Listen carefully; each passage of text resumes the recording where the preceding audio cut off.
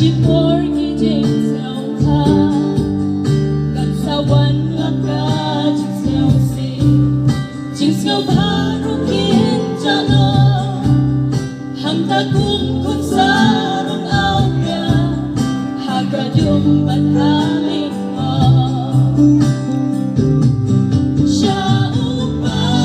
to wan pa wan ran lut la jing ku sai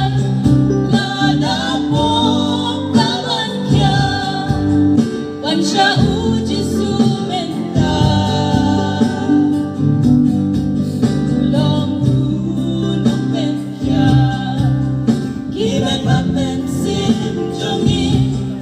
wan shuji sumenta wan shak jak galinga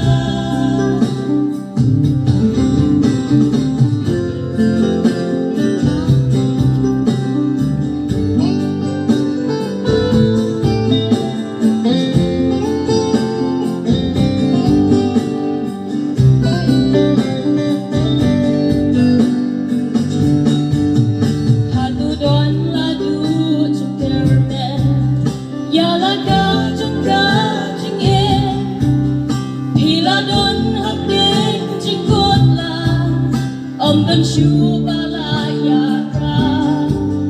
Dikik di utrai kin yai me Lakat nu ngire Dan kawi kalat bangin me Syakadik kawan bante Sya upa tuan pai Wan berduk lajing kusai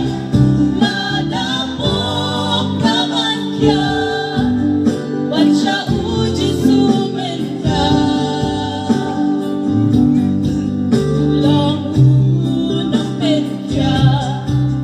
kiman bapen sim jongi wan shuji sumenta wan shak jak galinga Ipakani kapulke balong tang yung siyang basa Don kamyang ibagin pentre Na majikim kang tingnan Yoga try to soon one no Ban siyang yalaki jo Hatong ilapen prenem Lada jing mong non kan lo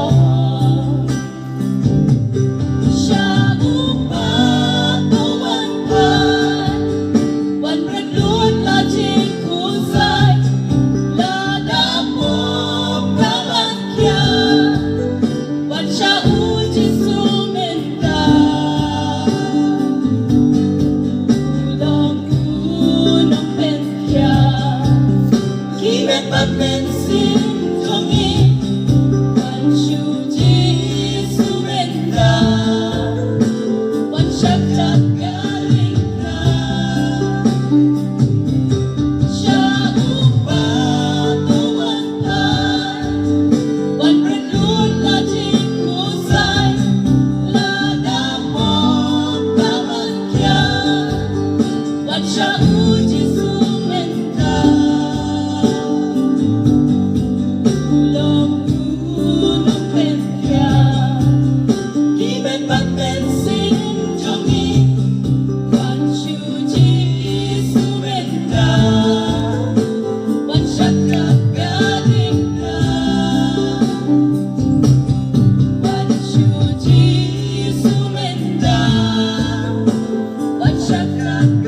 đêm